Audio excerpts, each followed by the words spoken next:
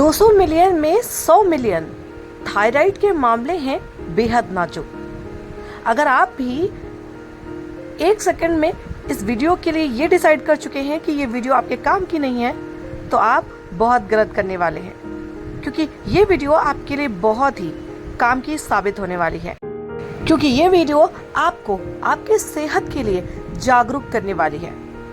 पुरुषों की अपेक्षा महिलाएं होती हैं ज्यादातर इस बीमारी की चपेट में। तो कौन सी है वो बीमारी और क्या है आज का स्पेशल डे इवेंट? अगर आप भी स्वस्थ रहना चाहते हैं, जागरूक रहना चाहते हैं, तो बिना स्किप किए हुए इस वीडियो को अंत तक देखिएगा। चैनल को सब्सक्राइब करना बिल्कुल भी मत भूलिए, जिससे हर डे इवेंट की स्पेशल वीडियो सीरीज आप तक रोजाना पहुंचती रहे।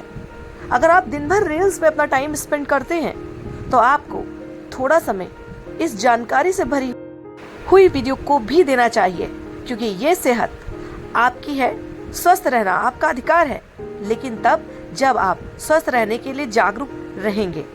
और जागरूक आप तभी रहेंगे जब आप अपने सेहत के बारे में, कुछ बीमारियों के बारे में, उनसे बचाव के बारे में कुछ सीख सकेंगे। शायद इसीलिए इंटरनेशनल लेवल पर ये डे इवेंट सेलिब्रेट किए जाते हैं। तो आइए जानते हैं वर्ल्ड थायराइड डे क्यों मनाया जाता है, इस दिवस को मनाए जाने के पीछे क्या उद्देश्य है और ये बीमारी किस तरीके की होती है। क्या ये बीमारी लाइलाज है या इस बीमारी का कोई इलाज है? इस बीमारी को कैसे ठीक किया जा सकता है? इस बीमारी की चपेट में आने से कैसे बच सकते हैं? तो अगर आप भी रहना चाहते हैं अवेयर, तो बने रहे इस वीडियो में। और दोस्तों, चैनल को सब्सक्राइब जरूर कर लीजिए, जिससे हर डे इवेंट की स्पेशल वीडियो सीरीज आप तक रोजाना पहुंचती रहे। हर साल 25 मई को विश्व थायराइड दिवस मनाया जाता है। थायराइड लाइफ स्टाइल से जुड़ी एक गंभीर बीमारी है। पब्लिक हेल्थ अपडेट की रिपोर्ट के अनुसार अगर माने तो दुनिया भर में 200 मिलियन से ज्यादा लोग थायराइड की बीमारी से जूझ रहे हैं। इन मामलों में लगभग 100 मिलियन मामले थायराइड के होते हैं, जिनका निदान नहीं किया जा सकता। पुरुषों की तुलना में सबसे अधिक महिलाएं थायराइड का शिकार होती हैं। उसके पीछे कई कारण हैं, जो कि मैं वीडियो के अंत में आपको बताऊंगी। थायराइड गर्दन में एक तितली के आकार की ग्रंथि को कहा जाता है। यह शरीर की सबसे बड़ी अंतःस्रावी ग्रंथियों में से एक है। थायराइड ग्रंथि हार्मोन शरीर के विभिन्न अंगों के लिए काम करती है। इसके अलावा ये ग्रंथि मेटाबॉलिज्म को रेगुलेट करने का काम करती है। अगर हेल्थ एक्सपर्ट की माने तो आधुनिक दौर में सबसे ज्यादा तनाव इसका कारण है। इसके अलावा खान पान, लाइफ स्टाइल, बहुत सारी और भी बातें जो थायराइड जैसी गंभीर बीमारी की ओर लोगों को ले जाती है। विश्व थायराइड दिवस के मौके पर जानते हैं कि आखिरकार इस दिवस को कब मनाया गया और इस दिवस की शुरुआत कैसी रही। अगर बात करें तो थायराइड एक संचारित रोग नहीं है, यह लाइफस्टाइल और खान पान से जुड़ी बीमारी है।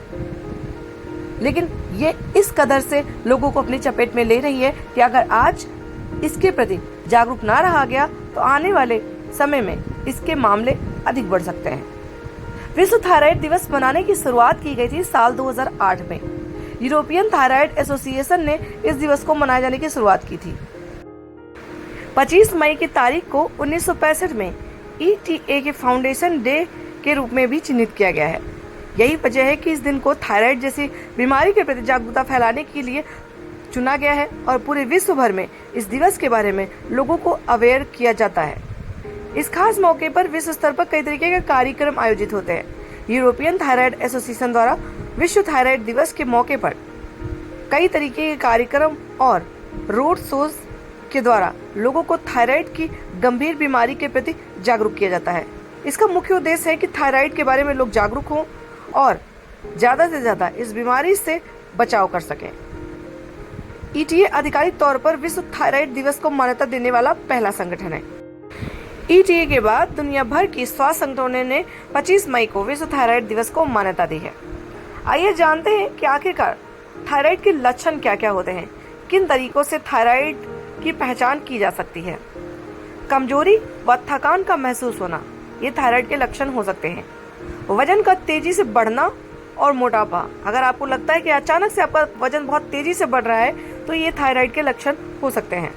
इसके अलावा आवाज का भारी होना, सामान्यतः महिलाओं की आवाज बहुत हल्की होती है, मधुर और सुरीली होती है, लेकिन थायराइड के समय या थायराइड की बीमारी होने पर आवाज में बहुत भारीपन आ जाता है। शरीर में स्किन का ड्राई महसूस होना और ड्राई रहना, पेट में ज़्यादातर गैस या कब्ज महसूस होना, ज़्यादा ठंड लगना, याददाश्त का कमजोर होना, मांसपेशियों में दर्द रहना।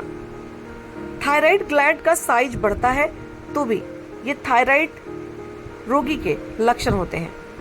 तनाव जैसा महसूस होना, अगर आपको तनाव जैसा महसूस हो रहा है तो ये थायराइड होने के लक्षण हो सकते हैं।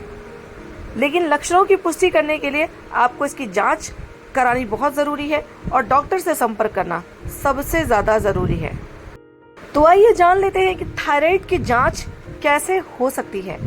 थायराइड स्टिमुलेटिंग हार्मोन्स TSH परीक्षण TSH पिट्यूटरी ग्रंथि द्वारा निर्मित होता है और यह थायराइड हार्मोन बनाने के लिए थायराइड ग्रंथ को सक्रिय करता है। गर्भावस्था के दौरान ह्यूमन कोरियोनिक गोनाडोट्रोपिन HCG के प्रभाव के कारण TSH का स्तर स्वाभाविक रूप से कम हो जाता है, जो कभी कभी अंतर्निहित थायराइड रोग को छुपा सकता है। लेकिन TSH का अधिक स्तर हाइपोथायरायडिज्म का लक्षण हो सकता है, जबकि इसका कम स्तर हाइपरथायरायडिज्म का संकेत देता है। फ्री थायरोक्सिन FT4 का परीक्षण। FT4 रक्त प्रवाह में संचारित होने वाले थायराइड हार्मोन का सक्रिय रूप है। FT4 स्तरों को मापने से थायराइड क्रिया का अधिक सटीक आकलन करने में, विशेषकर इसका TSH स्तरों के साथ आकलन करने में मदद मिलती है। कम FT4 स्तर हाइपोथायरायडिज्म का संकेत दे सकता है, जबकि इसका अधिक स्तर हाइपरथायरायडिज्म का संकेत देता है। टोटल T4 में रक्त में थायराइड हार्मोन के बाउंड और अनबाउंड दोनों रूप शामिल होते हैं। जहां टोटल T4 स्तर समग्र थायराइड क्रिया की जानकारी दे सकते हैं, वे गर्भावस्था के दौरान बाइंडिंग प्रोटीन में हुए परिवर्तन जैसे कारकों से प्रभावित हो सकते हैं। इसलिए थायराइड की स्थिति का आकलन करने के लिए अक्सर FT4 स्तर के मापन को ही ज्यादा प्रायोरिटी दी जाती है। थायराइड ऑटो एंटीबॉडी जैसे कि थायराइड पेरोक्सीडेज एंटीबॉडी TPOAB और थायरोग्लोबिन एंटीबॉडी TGB, हाशिमोटो थायराइडिट्स और ग्रेव्स रोग जैसे ऑटो इम्यून थायराइड विकारों के मार्कर हैं। गर्भावस्था में एंटीबॉडी के ऊंचे स्तर तथा थायराइड की क्रिया, शिथिलता और गर्भावस्था से जुड़ी प्रतिकूल घटनाओं जैसे गर्भपात, समय से पहले शिशु का जन्म और प्रीक्लैम्पिसिया का खतरा बढ़ सकता है। वैसे तो थायराइड की बीमारी कभी भी हो सकती है, लेकिन गर्भावस्था के दौरान इस बीमारी के होने के चांस सबसे ज्यादा होते हैं। कुछ महिलाओं में गर्भावस्था के दौरान पहली बार थायराइड रोग हो सकता है, जिसे गर्भकालीन थायराइड विकार कहा जाता है। नियमित थायराइड फंक्शन परीक्षण करवाने से इन समस्याओं का शीघ्र पता लगाने और उपचार प्रबंधन में बहुत मदद मिलती है, जिससे मां और भ्रूण दोनों के स्वास्थ्य का अच्छी तरह से ख्याल किया जा सकता है। तो आइए आप जानते हैं कि थायराइड जैसी गंभीर बीमारी का कैसे करें क्योर। हेल्थ एक्सपर्ट का कहना है कि थायराइड जैसी गंभीर बीमारी लाइफस्टाइल और खान पान की वजह से होती है। बहुत बार ये गर्भावस्था के दौरान भी हो जाती है। गर्भावस्था के दौरान हुई थायराइड की समस्याओं से निपटने के लिए डॉक्टर की सलाह लेती रहनी चाहिए और जो भी दवाएं डॉक्टर प्रिस्क्राइब करे उनका सेवन करते रहना चाहिए। थायराइड से पीड़ित मरीज को अपने रोजमर्रा के जीवन में कुछ खास बदलाव करके इस बीमारी से अपने आप को राहत देने का प्रयास करना चाहिए।